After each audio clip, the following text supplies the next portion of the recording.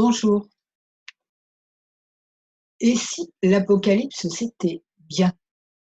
Que ce soit vraiment le début d'autre chose, hein? Moi, j'ai eu une éducation chrétienne où ils avaient peut-être pas tout compris et quand on me parlait d'apocalypse, oh là là, le père Fouettard, c'était un enfant de cœur à côté, quoi, enfin, si on peut dire.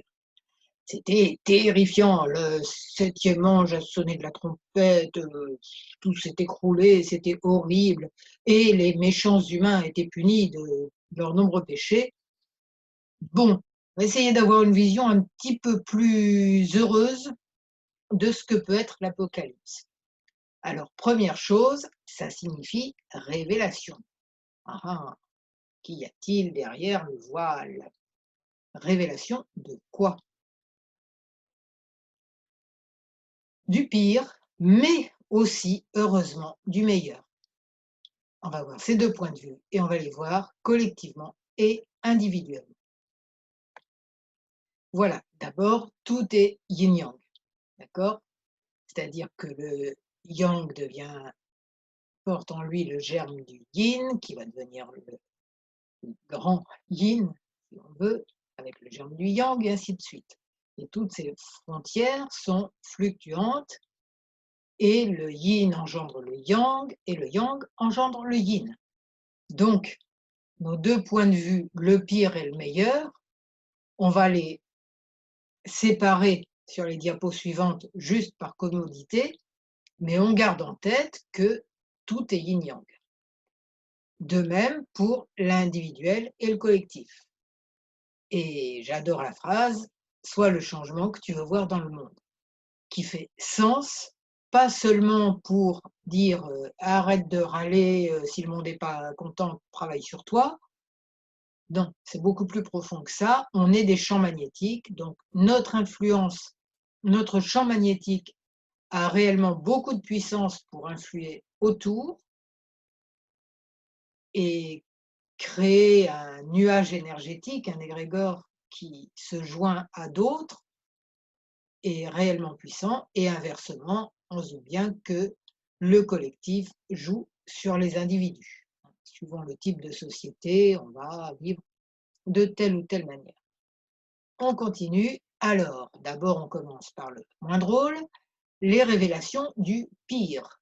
Celles-là, on les connaît, on les voit pas mal sur internet déjà. Les magouilles politiques, et il paraît que c'est encore pire, enfin après il y a pas mal de médiums, c'est encore bien pire que ce qu'on connaît jusque-là. La malbouffe, la 5G, il y a les malthusianistes qui sont persuadés qu'on est trop nombreux sur terre, alors qu'il y a pourtant quelque chose d'absolument évident. Alors le pire, c'est qu'on va voir les plans, assez, délirants, dont peut-être, parmi 3 milliards d'autres hypothèses, le coronavirus serait parti. Donc on est trop nombreux, c'est peut-être pas là le problème. Si on est 7 milliards de consommateurs frénétiques, oui, ça peut pas durer longtemps. 7 milliards de gens qui vivent comme Pierre Rabhi, comme, tous ceux qui font de la permaculture, qui sont écologiques, mais vraiment, vraiment quoi, pas un blabla. Ben, ils reconstitueraient la terre, ils guériraient la terre au lieu d'aggraver sa situation. D'autre part, on prend de plus en plus conscience, heureusement, des incroyables mensonges qui constituent nos conditionnements. On commence quand même à savoir qu'on a une divinité intérieure, une sagesse intérieure et à s'y connecter un peu. Des croyances dingues sur la mort, guillemets, et le hasard, guillemets. La mort, hein, on nous a dit après c'est fini, puis la mort c'est un drame, et puis on n'est même plus là pour être conscient que c'est un drame, mais c'est un drame quand même, quoi. D'accord? Le hasard, bon, on sait bien qu'il n'existe pas, mais ces croyances terribles nous ont imprégnés et nous ont imprégnés de souffrance, même si rationnellement on sait que tout ça c'est des bêtises. Donc il faut déprogrammer. Au passage, l'EFT, c'est super efficace pour déprogrammer ce genre de choses. On s'est habitué aussi à avoir une alimentation hyper toxique, hein. Oui, j'ai déjà parlé de la malbouffe, mais vite fait, de de se nourrir de façon toxique au niveau physique, au niveau émotionnel avec des films, des musiques, hein, la musique qui est passée de 432 Hz à 440 Hz parce que je ne sais plus quel nazi avait dit que si on peut diriger la musique d'un peuple, ben on dirige le peuple, ok. Banalisation de la violence, ben, il n'y a qu'à regarder les. Si vous cherchez un film sur Netflix, vous en trouvez 9 où on s'entretue et un qui soit sympa. Moi, bon, souvent. Donc c'est le et on pense aussi aux novlangues. Si vous avez lu 1984, c'est une langue qu'on inculque à la population qui, en leur faisant croire que c'est nouveau, branché, bien quoi, à la mode et qui consiste à dire que tout ce qui est bien, c'est mal et tout ce qui est mal, c'est bien, en gros. Ben, ça, on voit quand on parle novlangue couramment que c'est même, malheureusement, notre langue maternelle d'une certaine manière. Donc on commence à remettre le cerveau à l'endroit et tout ça devient tellement gros que de plus en plus de gens s'en aperçoivent, sauf que quelquefois, bon, des gens qui vont critiquer le gouvernement en place, le détester, manifester, avec certain un certain courage et une certaine ténacité, hein, même si moi je suis pas fan de cette manière d'agir, mais bon, d'un autre côté, peut-être les mêmes croient exactement tout ce qu'on leur dit par rapport au coronavirus, sans mettre ensemble les pièces du puzzle. Pourquoi c'est comme ça? Parce qu'on est conditionné à prendre un peu les autorités pour notre papa ou des gentils parents. Quand on a peur, hein, on appelle papa maman. Donc quand on a peur parce que les médias nous font peur, on va appeler au secours toute forme d'autorité qu'on prend pour nos parents. Là aussi, donc, donc, donc, donc. Mais bon, peut-être qu'un jour, on va bientôt décoller de plus en plus ce conditionnement. En tout cas, je le souhaite. Alors, le meilleur quand les révélations de tout ce que les médias nous ont quand même bien caché. Genre, il y a 20 ans seulement, s'il y avait une émission sur les guérisseurs, il y avait 3 médecins en face qui démontraient qu'ils étaient des escrocs complètement dingues. Les guérisseurs, je pense. Les médecins démontraient que les guérisseurs étaient des escrocs dingues. Maintenant, quand même, on commence à parler de toutes les solutions alternatives, des guérisseurs entre autres. Hein, médecine alternative, soins énergétiques, nos capacités de guérison, ça commence à être connu. La permaculture, les plastiques végétaux, alors ça, vous irez voir si vous voulez, je fais une collection d'informations de ce genre-là. Enfin, nous faisons, parce que tous les gens du groupe, dans un groupe Facebook dont je vous parle rapidement après, voilà, il est question de tout ça, de solutions alternatives au pétrole, du travail de Tesla, des énergies renouvelables, de plein de choses dans cet état d'esprit-là. Et donc tout ça qui commence à être révélé grâce à Internet, qui ne fait pas encore la une des journaux, malheureusement. Le meilleur, c'est que la mort n'est qu'un passage dans un autre lieu. Bien sûr, je me répète par rapport aux vidéos d'avant, mais c'est parce que tout est yin-yang. Et que on commence à découvrir avec la physique quantique, etc., que le temps est lié seulement à notre mental. Et bien sûr, révélation, on découvre plein de super outils de développement personnel et spirituel. Enfin, développement spirituel, spiritualité, il n'y a rien à développer, hein. L'idée, c'est que le développement personnel, le nettoyage de tous nos conditionnements permet d'accéder au spirituel. Voilà, c'est de ça dont je parle là-dedans. Maintenant, au niveau individuel, hein, jusque-là, on était au collectif. La révélation va être les révélations de plein de peurs enfouies, comme si jusque-là, on avait gratté juste un peu en surface, quoi. Et je me rends compte qu'avec le coronavirus, simplement en cherchant le symbolisme de ce coronavirus, comme on peut le chercher pour n'importe quelle maladie, hein, que signifie chacun des symptômes, quand on voit que c'est de l'étouffement et de l'irritation, on peut se dire que ça fait des siècles qu'on a une vie étouffante, contre laquelle on découvre qu'on peut en avoir marre, donc être irrité par ces prises de conscience. On peut voir aussi que toutes ces situations les plus tordues qui soient sur Terre sont miroirs de parties de nous et inversement. On est des fractales de l'univers, c'est-à-dire on est en petit tout un univers. Ce qui va faire nos caractéristiques, c'est juste que peut-être les proportions vont varier un petit peu, hein, entre telle ou telle partie de nous et telle ou telle partie de quelqu'un d'autre. Mais on commence à découvrir que ces situations terribles sont miroirs de parties de nous qui étaient bien, bien cachées, bien enfouies. Mais en même temps, on en prend conscience et ce qui tombe bien, c'est qu'on a les outils pour le guérir.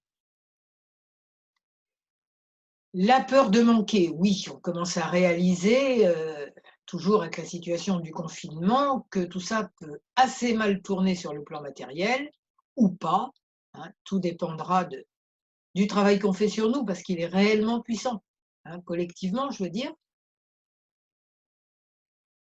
Donc peur de manquer au niveau alimentation, au niveau argent, parce que malheureusement, enfin malheureusement, oui, pour ceux qui le vivent perso, les faillites qu'il va y avoir, la crise économique qui va impacter, mais qui j'espère sera un renouveau. Les gens qui auront travaillé dans des métiers de merde, qui leur plaisent pas du tout, vont en profiter pour chercher ce qui leur plaît vraiment.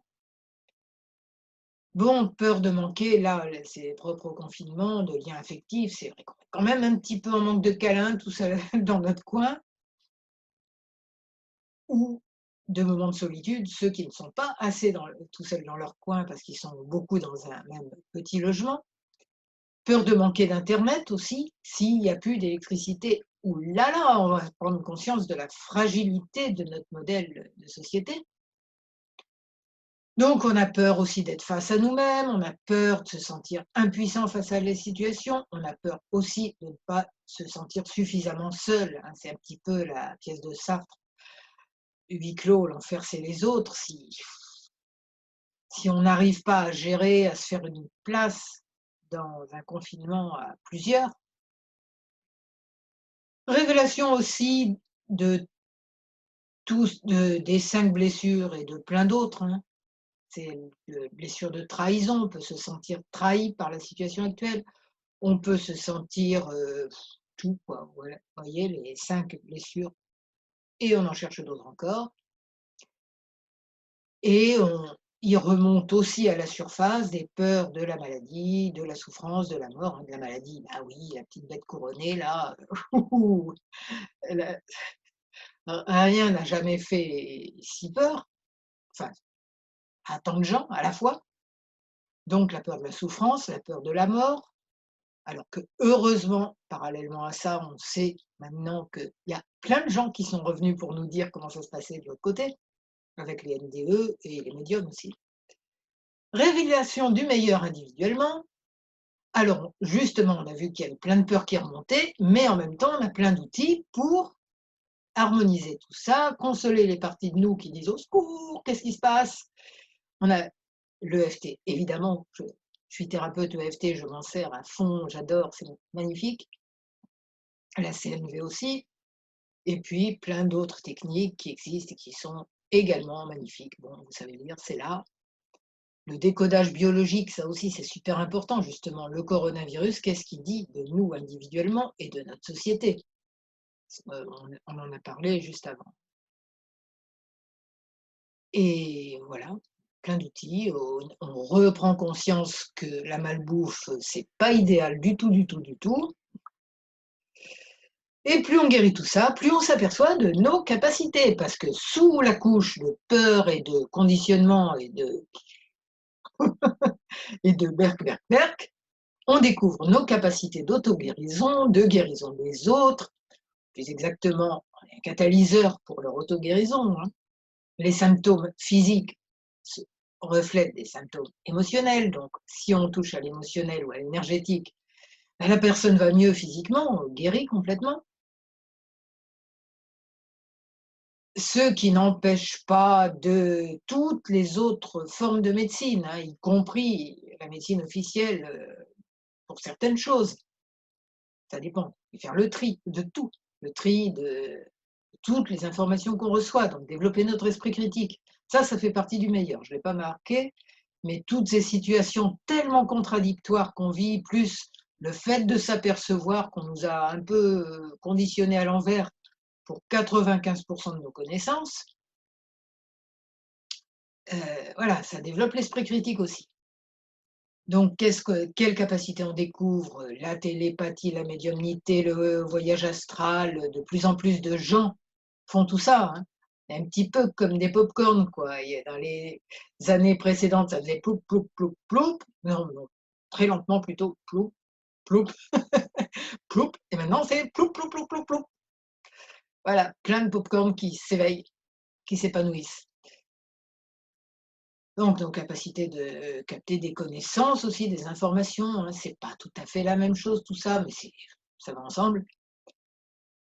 Des talents aussi inconnus, il y a des gens qui se mettent à se découvrir des dons de peintres, de dessinateurs qu'ils n'avaient pas avant, quoi. Mon mari, il y a 10 ans, quand il essayait de peindre, c'était enfin, il adorait pas non plus, c'était vraiment débutant et maintenant tout d'un coup, pouf, depuis quelques semaines, c'est waouh, incroyable. Et il y a plein de gens comme ça, quoi. Qui se découvrent des talents qu'ils n'avaient pas du tout avant, quoi. Ou qui étaient enfouis peut-être sous les couches de conditionnement. C'est un peu l'oignon, on enlève, des couches, pourries, on trouve des couches, waouh! Et des changements de métier aussi, le confinement, ça va certainement en faire encore naître encore plus. En 2012, il y avait déjà ce que j'appelle l'effet 2012, qui fait que plein de gens, parmi mes clients entre autres, j'ai vu des gens, waouh, changer de passer d'un métier où ils s'embêtaient de plus en plus à des métiers qu'ils adorent. J'ai ma playlist aussi, métier idéal où il y a des interviews de gens comme ça et c'est tellement bien, quoi. Voilà, donc l'apocalypse, ça peut être très, très bien. Alors, je reprends ma phrase préférée et c'est le groupe Facebook EFT-CNV et autres solutions individuelles et collectives. Donc si vous voulez aller voir, bienvenue, ça me fera très plaisir de vous accueillir là-bas et sinon ah, j'ai oublié, bah, j'ai gardé tout ça. C'est des articles qui sont là-dessus, c'était pour penser à vous les dire. Et donc, ils seront en bas de la vidéo. Et ces vidéos-là, elles seront à la fin, bah, elles vont apparaître, elles sont peut-être en train d'apparaître là, à l'écran. Donc, je suis thérapeute EFT, j'ai un blog qui s'appelle J'aime l'EFT et où il y a plein d'articles, où il y a mes services en tant que thérapeute, où il y a une boutique avec des protocoles EFT et pas mal de choses, des témoignages, et voilà. Donc j'espère, si vous avez aimé cette vidéo, enfin j'espère qu'elle vous aura plu et donné la pêche sur cette apocalypse que certains nous prédisent avec des têtes d'enterrement et d'autres qui nous la prédisent avec la banane, ce qui crée des tas de bonnes énergies. Donc si vous voyez l'apocalypse avec joie, parce que ça va être la révélation de plein de choses magnifiques, eh bien, vous mettez un j'aime à cette vidéo, vous vous abonnez à ma chaîne YouTube et à mon blog en allant voir dans accueil ou dans première visite, je ne sais plus, pour vous inscrire à la newsletter. Voilà, je vous souhaite infiniment de bonheur et je vous remercie. Et j'arrête. Voilà. À bientôt.